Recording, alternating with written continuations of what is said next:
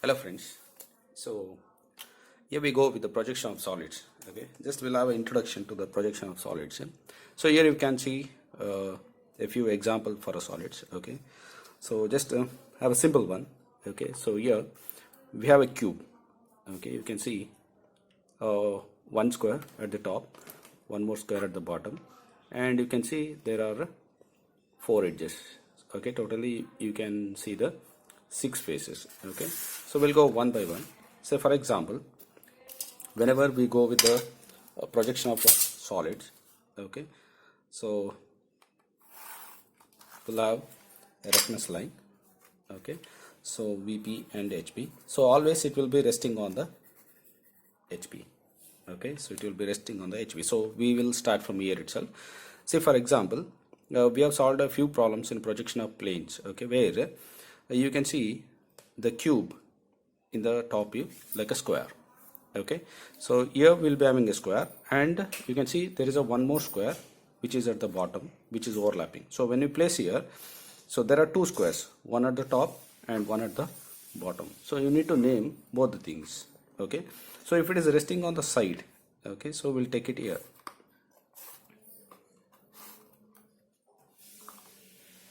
Okay, so just like this.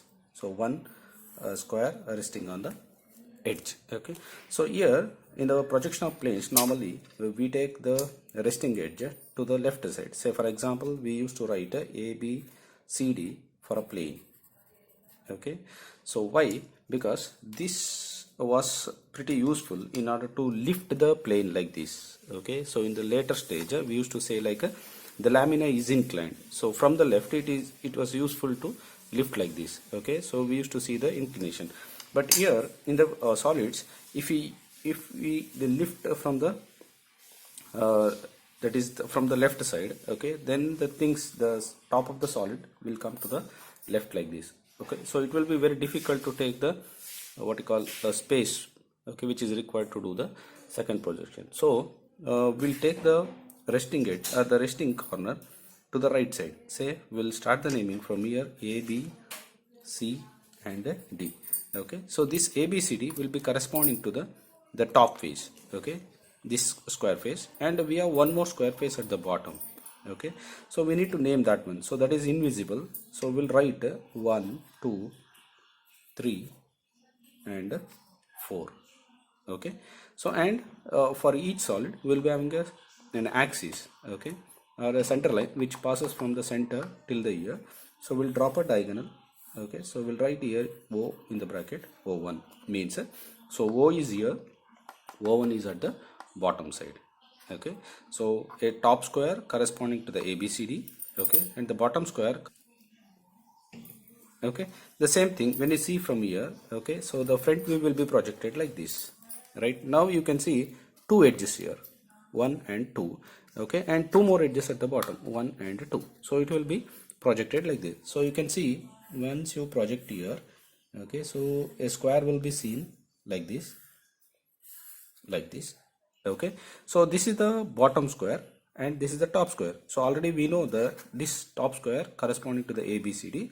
So we'll write here A dash B dash, and this is at D dash C dash. Okay, so and this face is corresponding to the 1 2 3.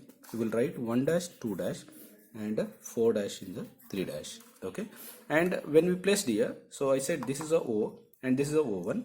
So we'll write this as O dash, this as a O1 dash.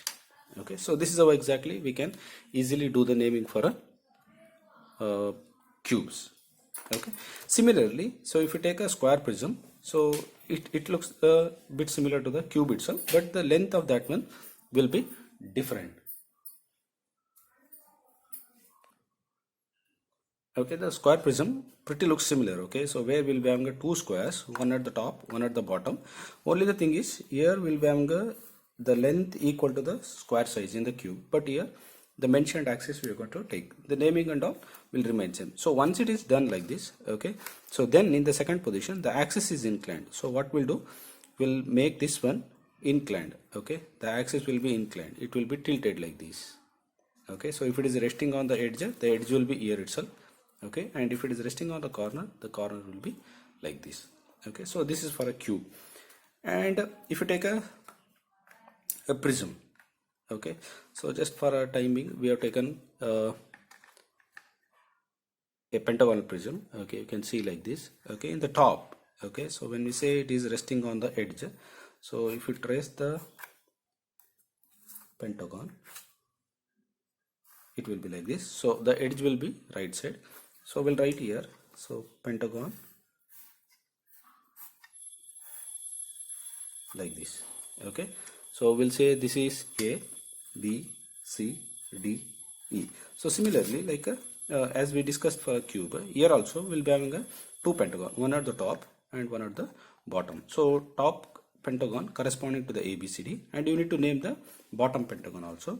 So we'll say that one as a 1, 2, 3, 4 and 5, and the center, how to locate the center? So drawing a two bisector. So here you will get the O in the bracket O1.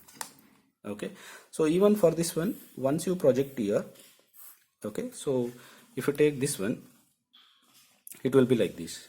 Okay, so from the front you can see 1, 2, 3 lines. Okay, along with that one the axis will be here. Okay, so now you can see this looks like a line, you can't see the curves in that one, so this looks like a line, and you can see three the lines which are joining from top to the bottom corner. So easily you will get a pentagon which will be like this. Means whenever you get a corner, through the corner you will get a one solid line which is connecting to the one more corner at the top. Okay, so and as I said, the top pentagon corresponding to the ABCD, so A dash B dash.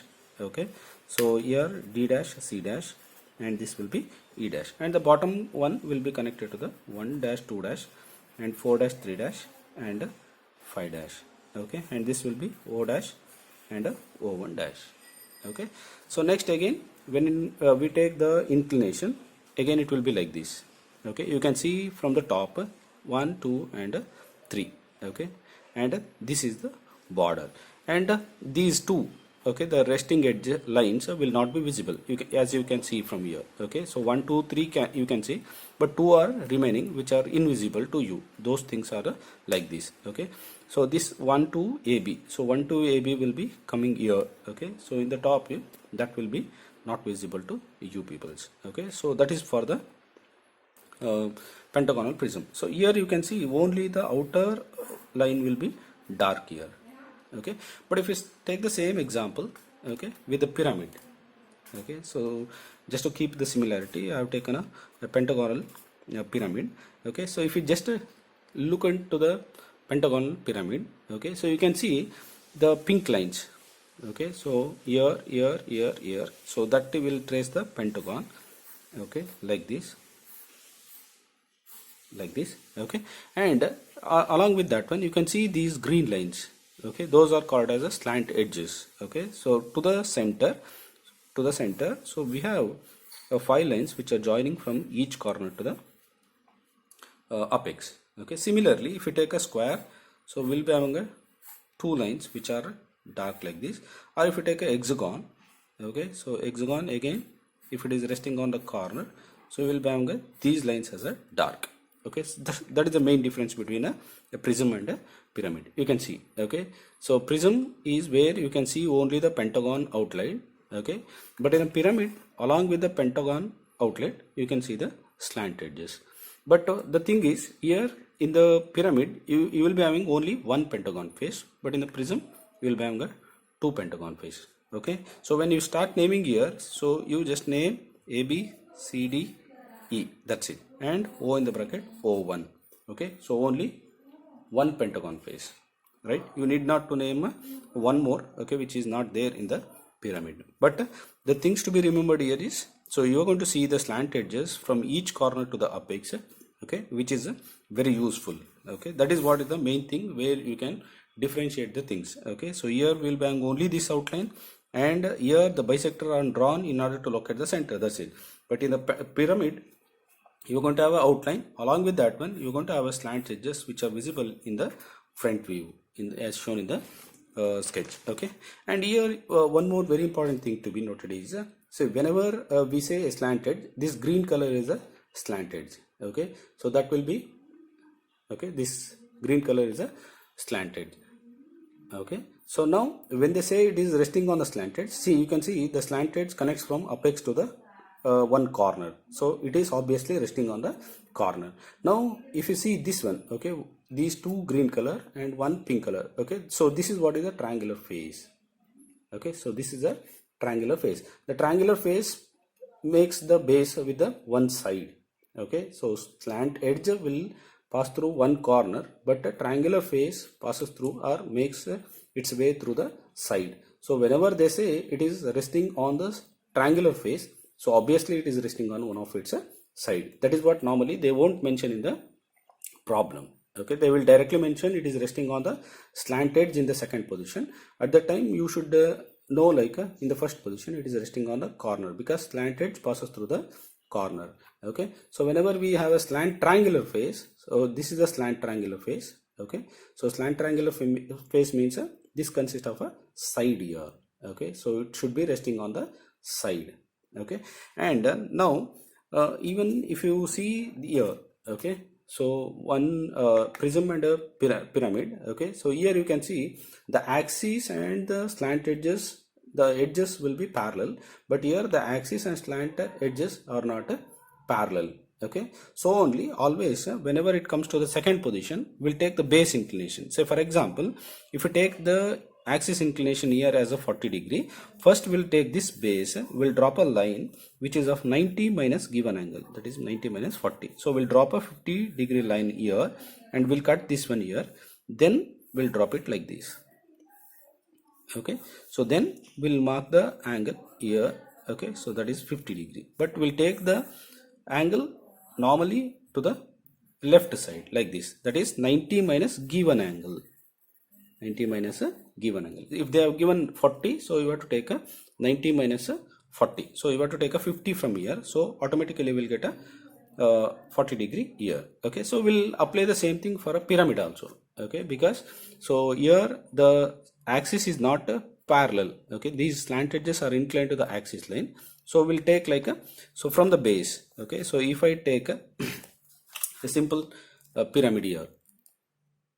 Okay, say for example, if I take one simple pentagon pyramid. Okay, so I will locate the center and I will drop these dark line. So to construct the pyramid, okay, so we need to first extend the axis line. We need to first extend the axis line, and whatever the given, say if they have given 50 mm, first you need to extend the axis line till 50 mm, then you need to join the slant edges like this. Okay, so now you can see. Okay, so if it is placed like this, okay, you can see there are 3 green lines. Okay, 1, 2 and 3 green lines. Okay, and when it is inclined, so again you can see if it is resting on a corner, you can see 3 lines. Okay, and we'll take the base inclination. Okay, so this is 90 minus given angle, base inclination, then we'll construct like this. Okay, so that is what normally we find the difference between a prism and a pyramid. Okay, so next thing, we have a cone. Okay, so you can see the cone. Okay, so where normally we differentiate that one with the apex and the base diameter. Okay, here only the apex and the base is visible. Okay, so the next rest and all is like a curve, you can't see any lines. But when you see from the front, okay, so this whatever the curve looks like a line and will be having a outer boundary. Okay, say for example, if you just trace a curve like this. Okay, so just will be having a one center where we are going to have a O in the bracket, O1.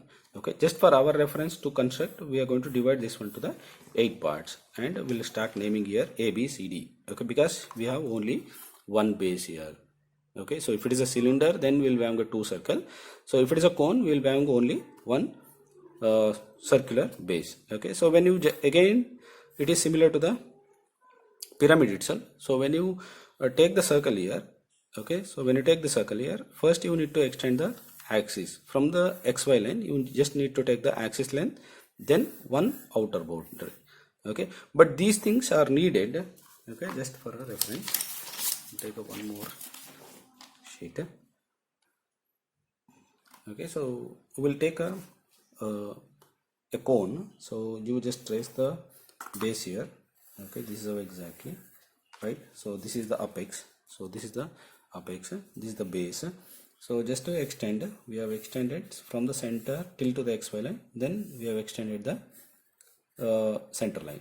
Okay, whatever the given axis line. And just we will make this dark. Make this dark. Okay, and just to have a what you call to replicate the things in the second position, we'll divide these things E, F, G, H, and we'll write the namings here. Okay, we'll take the extensions here and we'll write the naming. Okay, so you need not to join here, and this one we called as a generator here. Okay, so in the pyramid, okay, so if you take the pyramid, so we said this is a slanted. Okay, so here, so there is no slant edge, but the outer boundary. Okay, so when it looks in the front view just like this. Okay, so this one we call as a generator. So if it is generator is resting means we'll take this, say this is E dash and O dash, or this line on the xy line. Okay, we'll take and we'll cut it here, and this is the E dash. Okay, so this is how exactly a cone will be visible.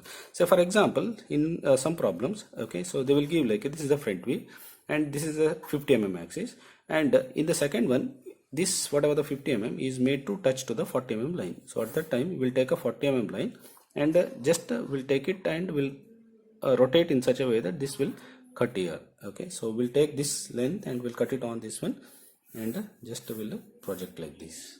Okay, so at that time you can see only the half of this base here. Okay, so if it is resting on the generator, you can see the whole base from the top. Okay, just like this, okay, you can see the whole base and you can see the outer line. But if it is resting, if it is inclined with the axis, okay, you can see only the half of that one.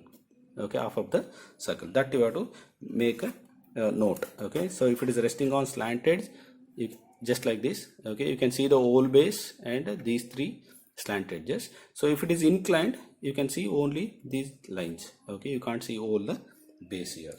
Okay, so that is about the cone. Okay, so one we discussed with the pyramid and a cone. Okay, and a prism and a cube. Okay, so where we can see the things. So one important thing is in the solids is a tetrahedron. Okay, so as the name itself indicates, tetrahedron is nothing but a 4 equilateral triangle. You can see. Okay, so 3 with the pink lines and 1 with the green line. Okay, so again when you see from the top, okay, so when you see from the top, it is visible. Okay, it is visible like an equilateral triangle. So if it is resting on the side, so we can take a side to the right side and we'll drop like this. And you can see now here also from the center you can see the slant edges here. Okay, so just like this. So once the boundary is done, okay, you can see these pink lines also from the center. So you should be careful. So once you draw equilateral triangle, locate the center, and from the each corner to the center you have to make this dark. Okay, only from the corner like this. Okay, and to construct that one in the front view also.